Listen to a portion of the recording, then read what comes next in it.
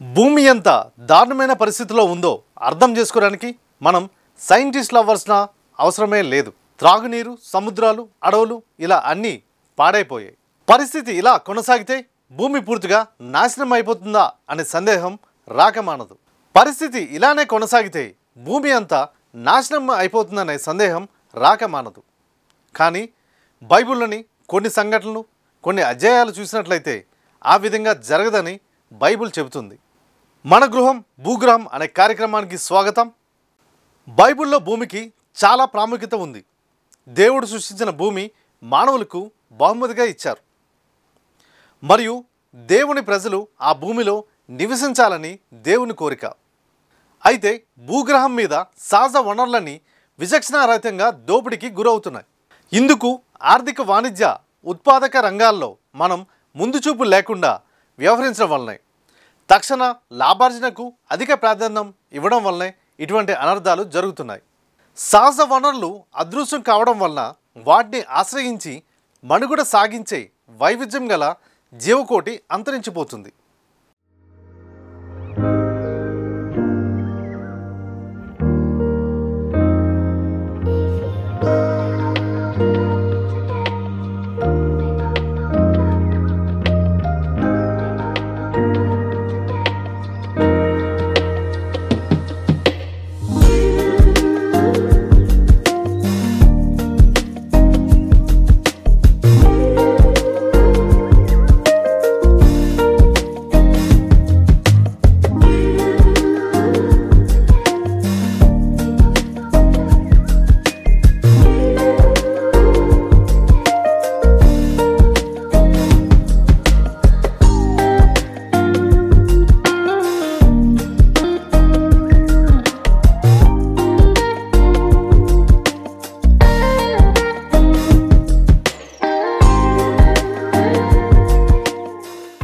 అడవులను బాధ్యతారహితంగా నరికివేయడం, అందులోని చెట్టు పుట్లను ఆశ్రయించి జీవిస్తున్న అసంఖ్యాకమైన అపురూపమైన జీవజాతులు పూర్తిగా నశించిపోతున్నాయి.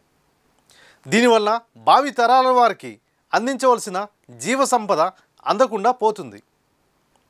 ఈ మేరకు వారికి అపార నష్టం వాటిల్లినట్లే భావించాల్సి వస్తుంది.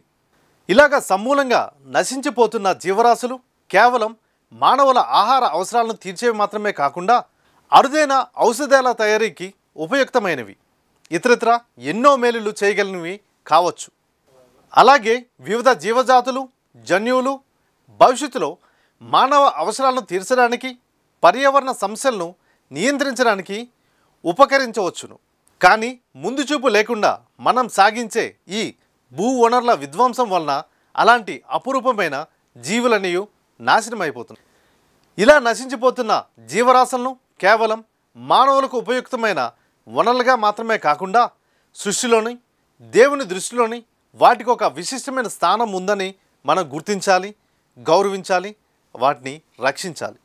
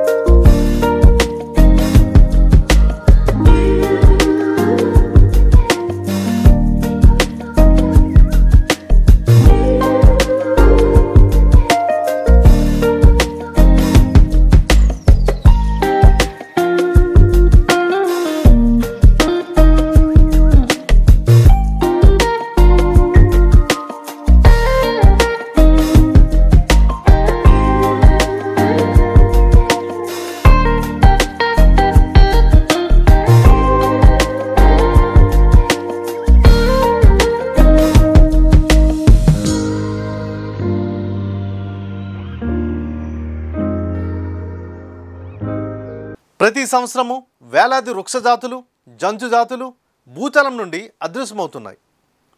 వాటిని తిరిగి మన పిల్లలు ఎప్పుడైనా కళ్ళారా చూడగలరా అనేది ఒక ప్రశ్నగానే మిగిలిపోతుంది. ఎందుకంటే ఆయా జీవజాతులు సమూలంగా తుడిచిపెట్టుకోవడం వలన వాటి పునరుత్పత్తి జరిగే అవకాశం కానీ మళ్ళీ కనిపించే అవకాశం కానీ జరగదు. మానవులు చేసే తప్పిదాల కారణంగా భూగ్రహం మీద జీవజాతుల్లో అధిక శాతం నశించిపోతున్నాయనడంలో ఎటువంటి సందేహం లేదు. అంటే మానవ మాతృమైన మనం విచక్షణారహితంగా కొనసాగించే పర్యావరణ విధ్వంసం వలన తమ మనుగడతోనూ జీవన వైవిధ్యంతోనూ దేవుని సృజించాల్సిన జీవరాశులు సృష్టికర్తను నోరారా సృజించలేకపోతున్నాయి. విలక్షణమైన తమ అస్తిత్వం ద్వారా మనకు అందించదలుచుకున్న సందేశాన్ని అందించలేకపోతున్నాయి. ఇది మన అపరాధం. ఇలా చేసే హక్కు మనకి లేదు. మన కంటికి కనిపించే జంతు జాతులు, పక్షి జాతులు నశించిపోతున్నాయంటే సహజంగానే మనకి బాధ కలుగుతుంది. అయితే మన చుట్టూ మన కంటికి కనిపించని జీవులెన్నో మన చుట్టూ ఉన్న జీవవనంలో ఉంటాయి. ఫంగై, ఆల్గే, పాకెడు పురుగులు, వానపాములు, కీటకాలు, తొండజాతి జంతువులు, అలాగే అసంఖ్యమైన సూక్ష్మక్రిములు ఈ జీవవర్ణ వ్యవస్థలో అంతర్భాగాలు. భూ వనరుల విధ్వంసం వల్ల ఇవన్నీ కూడా శాశ్వతంగా కనుమరుగవుతున్నాయి. మరికొన్ని జీవులు అతి తక్కువ సంఖ్యలోనే ఉంటాయి. అయినప్పటికీ స్థానిక పర్యావరణ సమతుల్యాన్ని కాపాడడంలో ముఖ్య పాత్రను పోషిస్తాయి. ఇలాంటి జీవవర్ణం సంక్షోభంలో చిక్కుకున్నప్పుడు, పర్యావరణ సమతుల్యం దెబ్బతిన్నప్పుడు మానవులను మనం తప్పగా కలుగు చేసుకోవాలి. అయితే పర్యావరణ జీవవర్ణాలు తరచూ సంక్షోభాలకు గురికావడం వల్ల మానవుల ప్రమేయం కూడా పెరుగుతూ వస్తుంది. దీనివల్ల సరికొత్త సమస్యలు ఏర్పడుతున్నాయి. వాటిని పరిష్కరించడం కోసం మానవులు మరింతగా జోక్యం చేసుకోవడం తప్పడం లేదు. అలా ప్రకృతి పర్యావరణంలో ప్రతి చోట మానవులు జోక్యం చేసుకొని రావడంతో తత్సంబంధమైన సమస్యలు సైతం తప్పడం లేదు. మరో మాటలో చెప్పాలంటే ఇదొక విష వలయంగా తయారైంది. ఉదాహరణకు వ్యవసాయంలో వాడే రసాయన ఎరువులు, క్రిమి సంహారక మందుల వల్ల కొన్ని జాతుల కీటకాలు, పక్షి జాతులు నాశనమవుతున్నాయి.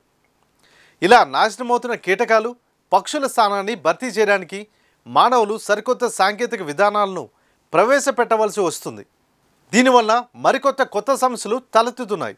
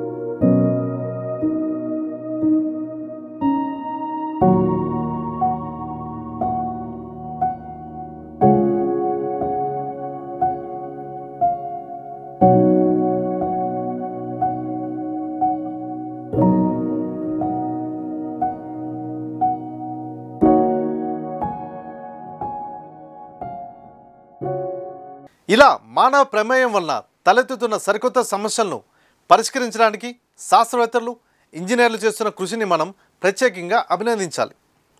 అంకిత భావంతో వారు కొనసాగిస్తున్న పరిశోధనలు, అహోరాత్రులు వారు చేస్తున్న కృషి మంచి ఫలితాన్ని ఇస్తుందనే చెప్పాలి. అయితే స్థూలంగా చూస్తే ప్రకృతి పర్యావరణాల్లో వ్యాపార దృష్టితోనో, వినిమయ దృష్టితోనో మానవులు జోక్యం చేసుకోవడం వలన ఈ భూగ్రహం రోజు రోజుకు తన సహజ సౌందర్యాన్ని, సహజ సంపదను కోల్పోతుంది.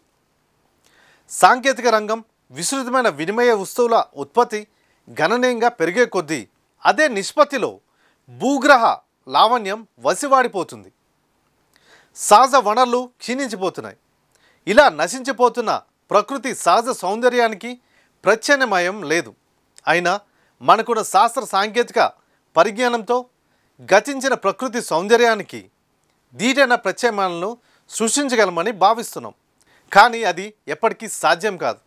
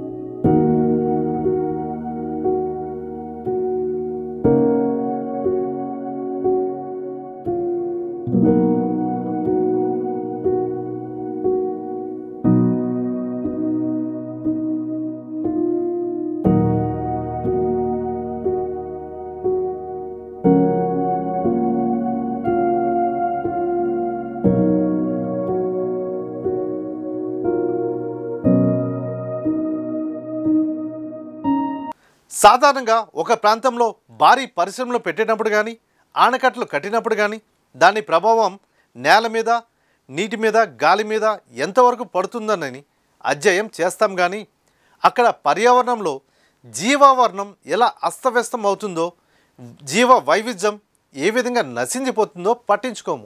అపురూపమైన సూక్ష్మ జీవజాతులు, జంతు జాతులు, పక్షి జాతులు, వృక్ష జాతులు ఎన్ని నశించిపోయినా మనకు నష్టం లేనట్లే ప్రవర్తిస్తాం. ఇది విచారకరమైన విషయం. ప్రకృతి పర్యావరణాలను పట్టించుకోకుండా మనం నిర్మించే విశాలమైన రహదారుల వలన, వ్యాపార ప్రయోజనాల కోసం అడవులను కొట్టి లాభదాయకమైన పంటలను పండించడం వలన, కంచెలు వేసే జంతు సంచారాన్ని నియంత్రించడం వలన, భారీ ఆనకట్టలు కట్టడం వలన, ఈ తరహా అభివృద్ధి కార్యక్రమాల వలన మానవులు పశు పక్షాదులకు చెందిన సహజ జీవావరణంలోనికి చొచ్చుకొని పోవడం జరుగుతుంది. ఇలా అన్ని వైపులు దిగ్బంధనానికి గురై వన్యప్రాణులు తమ జీవావరణంలో స్వేచ్ఛగా సంచరించడానికి కానీ, అన్య భూభాగాలకు వలసపోవడానికి కానీ వీలు లేక తీవ్రమైన సంక్షోభాన్ని అనుభవిస్తున్నాయి. ఇలాంటి పరిస్థితి తలెత్తినప్పుడు ప్రత్యామ్నాయ జీవావరణాలను అభివృద్ధి చేయడం ఒక పరిష్కార మార్గం. అయితే కొద్ది దేశాలు మాత్రమే ఈ తరహా ప్రత్యామ్నాయ చర్యలు చేపడుతున్నాయి. ముందు చూపుతో వ్యవహరించడంలో, ప్రత్యామ్నాయాలు కల్పించడంలో అనేక దేశాలు చొరవ చూపడం లేదు.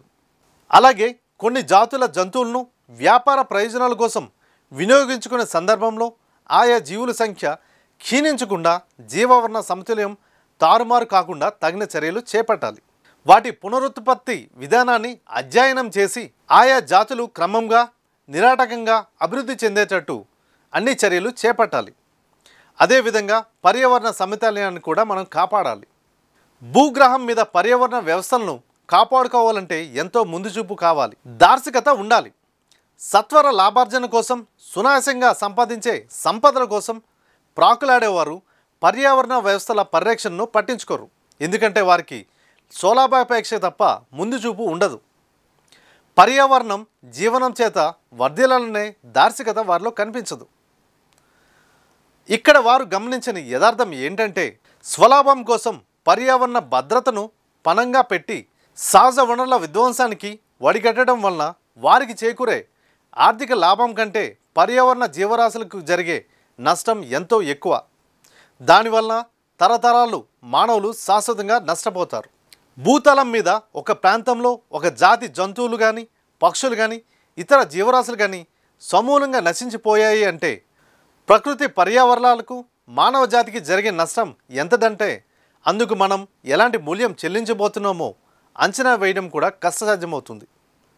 ఇది అంచనాలకు అందని అపార నష్టం. ఇది ఇలా ప్రకృతి పర్యావరణాలకు కోలుకోలేని నష్టం వాటిల్లుతుంటే అందుకు ఈ తరం మానవులు, భావితరాల వారు భారీ మూల్యం చెల్లించుకోవాల్సి వస్తుంటే మన మటుకు మనం స్వలాభార్జనలో నిమగ్నమై ఉంటే కళ్ళెదురుగా జరుగుతున్న ఈ ఘోరమైన అన్యాయానికి మౌన సాక్షులమవుతాం, అపరాధులమవుతాం.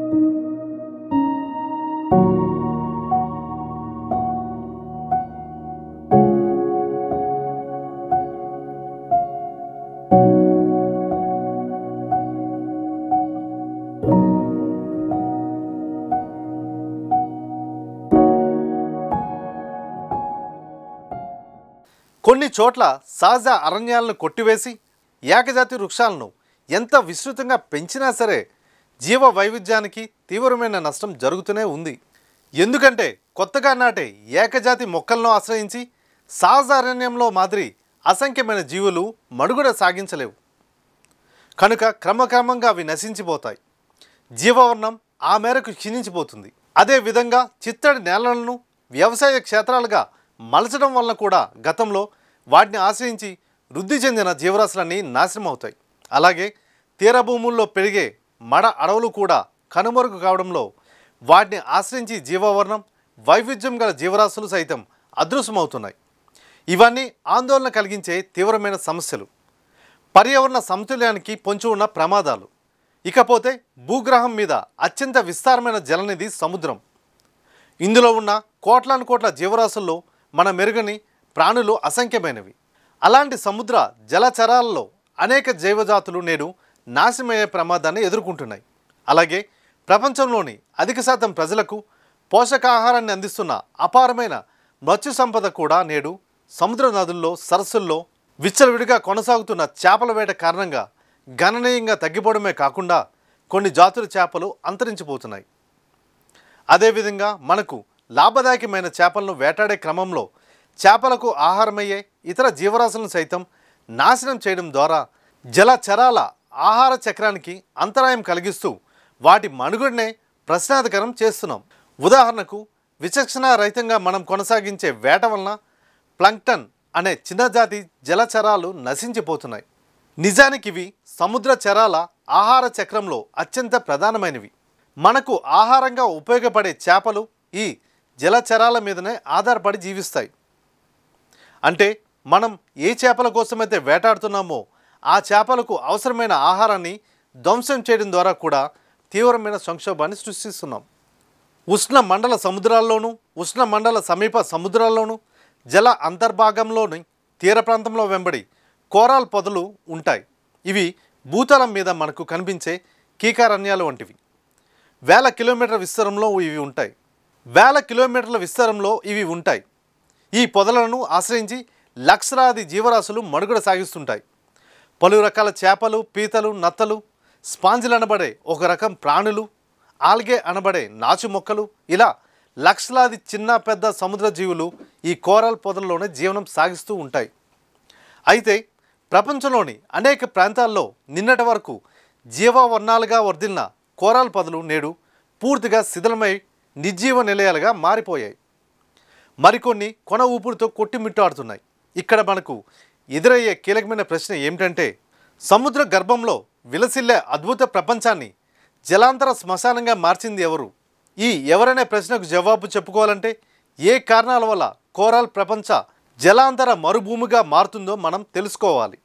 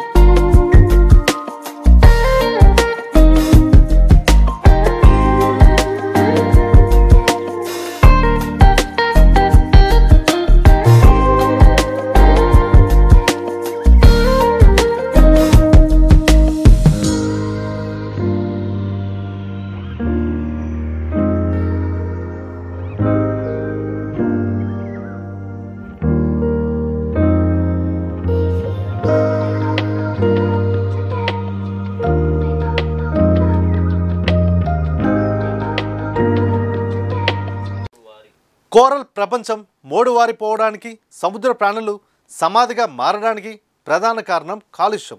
విచక్షణారహితంగా సాగే అడవుల నరికివేత, వ్యవసాయ రసాయనాలు, పారిశ్రామిక వ్యర్థాలు నీటిలో కలిసి సముద్రంలో చేరడం వల్ల సైనైడ్, డైనమైట్లు వంటి వాటివి ఉపయోగించి సాగించే ప్రమాదకరమైన చేపల వేట పద్ధతులు, వీటన్నిటి వలన సముద్ర జలాలు కలుషితమై కోరల్ పొదలు నిర్జీవ నిలయాలు అవుతున్నాయి. వాటిని ఆశ్రయించి జీవించే అసంఖ్యమైన జీవజాతులు అంతరించిపోతున్నాయి. దీనికి తోడు సముద్ర జలాల ఉష్ణోగ్రత అసాధారణంగా పెరగడం వలన కూడా కోరల్ ప్రపంచంలోని అసంఖ్య జీవరాశుల మనుగడకు ముప్పు వాటిల్లుతుంది. ప్రకృతిలోని జీవులన్నీ పరస్పరం ఒకదానిపై ఒకటి ఆధారపడి జీవనం సాగిస్తుంటాయి కనుక ఏ జీవిని మనం అల్పమైన దానిగా భావించరాదు. అన్ని జీవులను సమానంగా గౌరవించాలి, ప్రేమించాలి. దేవుడు సృష్టించిన ప్రాణులుగా మనం కూడా మన పర్యావరణంలో ఉన్న ఇతర జీవులపై ఆధారపడి ఉన్నామన్న సత్యాన్ని మనం గ్రహించాలి. వాటి పరిరక్షణ పట్ల అత్యంత శ్రద్ధాశక్తులు కనపరచాలి. ఇందుకు గాను ప్రపంచ ప్రజలు తమ తమ ప్రాంతాల్లో పర్యావరణంలో ఎలాంటి జాతులు జీవులు తమతో పాటు మనుగడ సాగిస్తున్నాయో తెలుసుకోవాలి. వాటి పరిరక్షణకు అభివృద్ధికు అవసరమైన కార్యక్రమాలను చేపట్టి చిత్తశుద్ధితో వాటిని అమలు చేయాలి. ముఖ్యంగా అంతరించిపోయే ప్రమాదమున్న జాతుల రక్షణ పట్ల ప్రత్యేక శ్రద్ధ వహించాలి. ఇవి ఈ వారం మన గృహం భూగృహం విశేషాలు. చూస్తూనే ఉండండి రేడియో వెంకటేష్ ఆసియా తెలుగు. మీ క్రాంతి స్వరూప్.